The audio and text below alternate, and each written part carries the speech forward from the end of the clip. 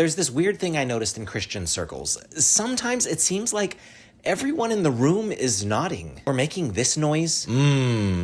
Or throwing out amens, all while nobody actually knows what we're talking about. I think we know what we're talking about when we say things like, God is sovereign, so walk in your identity, or live your calling being spirit-led, or even something I hear in Christian education a lot, having a biblical worldview. I think a lot of people have a vague understanding of what those things mean, and then they assume that everybody else knows what it means. And based off that assumption, no one asks the question, what do people mean? Because they're afraid they'll look dumb. And this is why we need Christians to ask dumb questions, because what we assume is a dumb question is actually a smart question. And I have 3 points that I think will help you have courage to be that person that asks the dumb question next time. The first point is that vibes are not definitions. There's a lot of Christian language and phrases that almost work like mood lighting. It's the proverbial fog machine of Christian conversation. You sprinkle in some language that you borrowed from some verses, and you say some stuff that gets repeated in church a lot, and the people around you recognize the words and the phrases, and as a result kind of pick up on the vibe that you're going for. But what happens is it sort of amounts to like a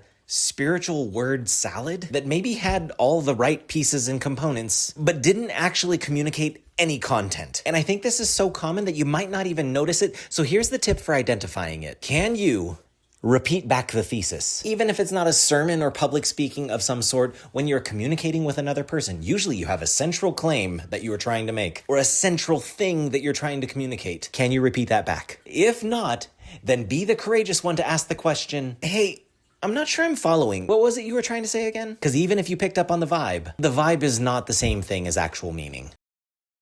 Next is that questions expose assumptions. I have this strange experience that happens to me often, and maybe it's because when I'm listening attentively, I'm silent and I nod to show that I'm understanding what the other person is saying. But it's happened several times where in my mind, I clearly disagree with someone, and I thought I clearly communicated that. But then like later in a conversation with that person, they'll be like, yeah, people like us who say blah, blah, blah. And I'll be like, people like us? Wait, do you think I agree with you on this point? And what I realized is that when you don't ask clarifying questions about what a person means by a certain thing, there's all sorts of room for assumption. And if we actually want to understand one another and sharpen one another and correct one another and encourage one another, then we need to expose and correct any assumptions that we have with one another. And we can't do this if you're not willing to ask the dumb question. To be the person in the room that says, okay, I know we've said the word faith like 15 times in this conversation, but just so we're all on the same page, what do we mean by faith? Or if you're in a conversation with someone about apologetics and they say, I don't know about all this science stuff, you could be like, wait,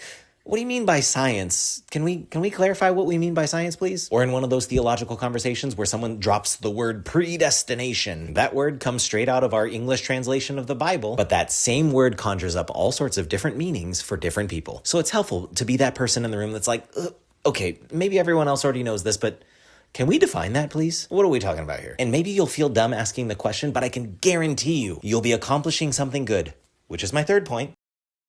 And it's that questions help everybody else. On the one hand, there's bound to be some other people in the room that are nodding or ing that have no idea what people are talking about. And you being brave enough to ask the question is asking the question that other people have. Everybody's thinking it, but no one wants to be the dumb person who's actually the smart person who asks the question. And also, your question helps the person who has to answer your question. One of the things that I've learned as a teacher is that I might think I understand something until I stand in front of a class and then have to explain it to a bunch of 15-year-olds. If I can't explain it to other people, then maybe I don't actually understand it very well. Or at least I don't have full mastery of the topic. So by you asking a question of a person who's saying the things, what you're doing is you're giving them an opportunity to refine their own thinking, to grow in their capacity to explain something. By being the courageous person to ask the question, you are the stand-in for the other person who didn't have the courage to ask,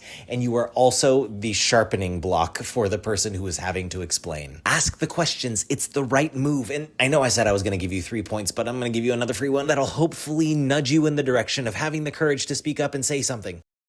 And it's that Jesus asked questions. When Jesus wowed the chief priests and teachers of the law when he was 12 years old, it was because he was asking questions. The first verbal declaration of Jesus as Messiah occurred because Jesus was asking questions of his disciples. When people were trying to trap him, instead of just answering diplomatically, he fired back questions. Because questions help people. They clarify the meaning, they expose the assumptions, and they sharpen the people around you. So my fellow Christians, if you want to be smart Christians, and you want the people around you to be smart Christians, you got to be willing to ask the dumb questions. So let's be like Jesus and ask some good questions.